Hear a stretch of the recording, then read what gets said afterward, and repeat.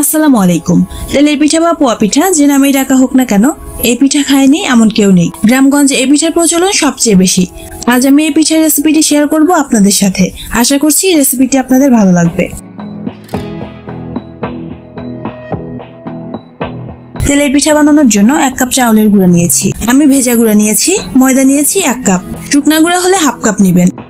লবণ দিয়েছি স্বাদ মতো।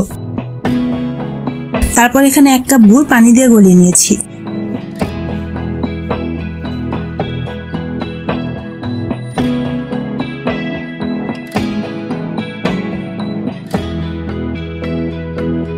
এখন সবকিছু একসাথে মিশিয়ে নিয়েছি। মেশানো হয়ে গেলে অল্প অল্প করে পানি দিয়ে একটা ঘন গোলা তৈরি করে নেব। আর এই পানিটা অবশ্যই হালকা গরম করে নিতে হবে।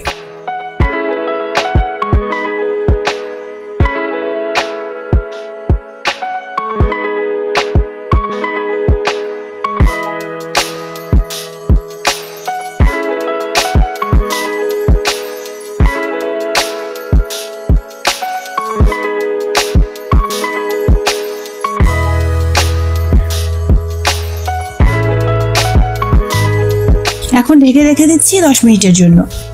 10 মিনিট পর পিঠা বানানোর জন্য গোলাটা একদম রেডি হয়ে গেছে। এখন পিঠা বানিয়ে নেব।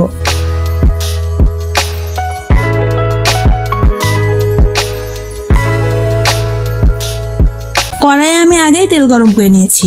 এখন এরকম একটা চামচের সাহায্যে ব্যাটারটা দিয়ে দেব। এই পর্যায়ে চুলার আঁচ মিডিয়াম টু লো করে দিয়েছি।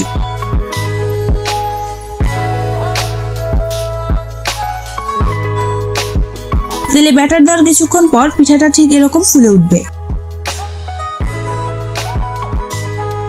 যখন লাল কালার হয়ে আসবে এই পর্যায়ে তেল ঝরিয়ে পিঠাটা তুলে নেব। সবগুলো পিঠা আমি এভাবে ভেজে নিয়েছি। এভাবে পিঠা বানানো সবচেয়ে সহজ। ঠিকভাবে গোলাটা তৈরি করে নিলে সবগুলো পিঠা ঠিক এরকম ভাবে ফুলে উঠবে। রেসিপিটি ভালো লাগলে চ্যানেলটা সাবস্ক্রাইব করে দিবেন। সবাই অনেক ভালো থাকবেন। আল্লাহ হাফেজ।